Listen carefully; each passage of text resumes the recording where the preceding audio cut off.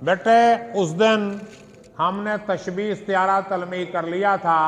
इसके बाद 4 चीजें हैं। शेरी इस्तिलाहात,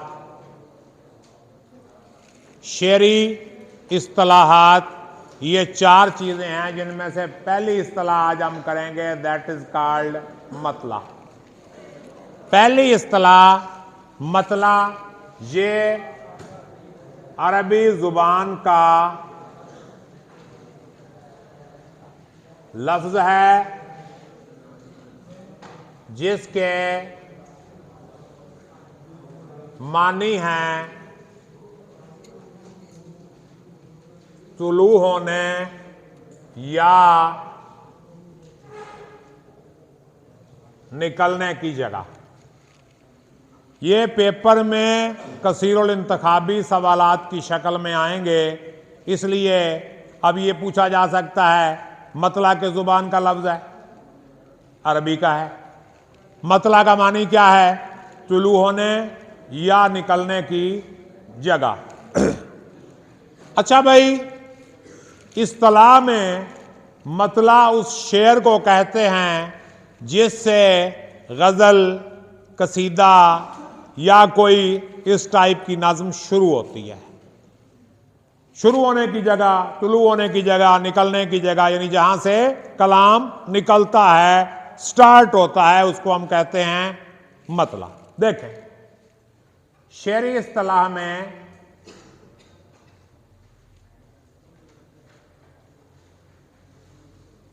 गज़ल, कसीदे,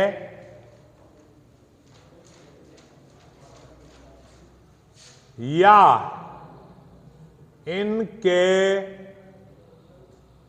अंदाज में लिखी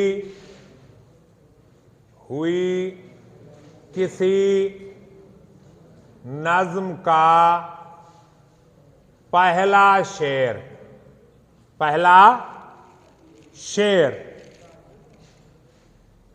जिसके दोनों मिसरे हम काफिया हों, हम काफिया और हम रदीफ हों, मतला कहलाता है। शेरी इस्तिलाह में गज़ल या कसीदे का पहला शेर जिसके दोनों मिसरे हम काफिया हों, रदीफ हो, तो वो भी ज़ाहिर शात होगी, उसे हम कहते हैं मतला। जैसे आपके सिलेबस की पहली नज़्म हमद है, ये गज़ल के अंदाज में लिखी हुई है और शायर कहता है दूसरा कौन है जहां तू है, कौन जाने तुझे कहां तू है, जहां तू है कहां तू है, जहां और कहां, ये हो गया काफिया, तू है हो गई रदीफ। तो इसकी मिसाल क्या हुई? दूसरा कौन है जहां तू है, कौन जाने तुझे कहां तू है। तो ये जहां और कहां ये हो गए काफिए, तू है हो गई रदीफ, हम काफिया, रदीफ मौजूद, पहला शेर, इसलिए ये मतला है। आगे देखें, नात की जो मिसाल है, तू मकसद तख्लीक है, तू हासिल ईमान जो तुझसे गुरेज़ां वो खुदा से है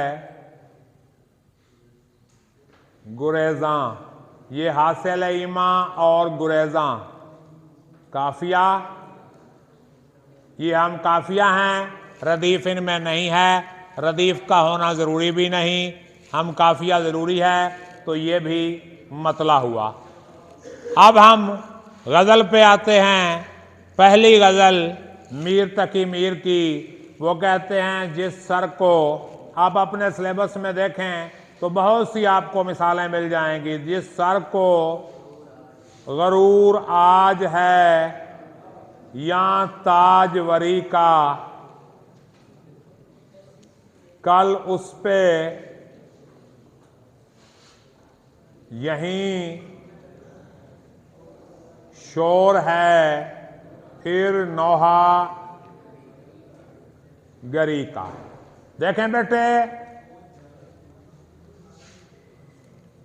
इसके अंदर कुछ और इस्तिलाहात हैं जो मैं बोर्ड पे लिख रहा हूं। मतलाए सानी, सालिस वगैरह, हुस्ने मतला और बगैर मतला के कलाम। देखें बेटे, अगर मतले के बाद आने वाला शेर भी मतले की तरह हो, उसके दोनों मिसरे हम काफिया हों, तो उसे मतलाए सानी कहा जाएगा। मतलाए सानी, मतला के बाद दूसरे नंबर पे आ जाए, तीसरे पे आ जाए, चौथे पे आ जाए, पांचवें सातवें पे आ जाए, जहां भी आ जाए उसे मतलाए सानी कहेंगे। अगर तीसरा शेर भी आ जाए, एक और शेर आ जाए गजल के अंदर, वो भी मतले की तरह हो, यानी दोनों मिसरे हम काफिया हों उसके, तो उसे हम मतलाए सालिस कहेंगे। इसी तरह पुराने शायर वेले होते थे, काम तो उन्हें और कोई होता नहीं था, वो एक एक गजल में 20-20, 30-30 मतले भी लिख जाते थे। एक गजल में 20-20, 30-30 मतले गिनते रहें। तो खैर, पीरजादा आशिक किरानवी एक शायर हैं, फौत हो गए। उन्होंने लिखी एक गजल, और उस गजल के अशार थे 30,000।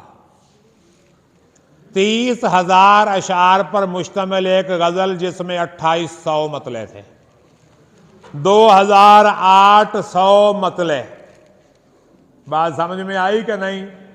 पीरजादा आशिक किरानवी, उन साहब ने कितने लिखे? 30,000 अशार पे मुश्तमिल गजल। खैर, हुस्ने मतला किसे कहते हैं? दूसरा शेर, गजल का दूसरा शेर, सेकंड शेर, प्रोवाइडेड दैट, बशर्ते के उसके दोनों मिसरे हम काफिया हों, उसे हुस्ने मतला कहेंगे। और बगैर मतला के कलाम, जिसका मतला ही नहीं होता, यानी उसके पहले शेर के दोनों मिसरे हम काफिया नहीं होते, तो उसे हम पहला शेर कहेंगे, मतला नहीं कहेंगे। तो क्लास का टाइम खत्म हो चुका है।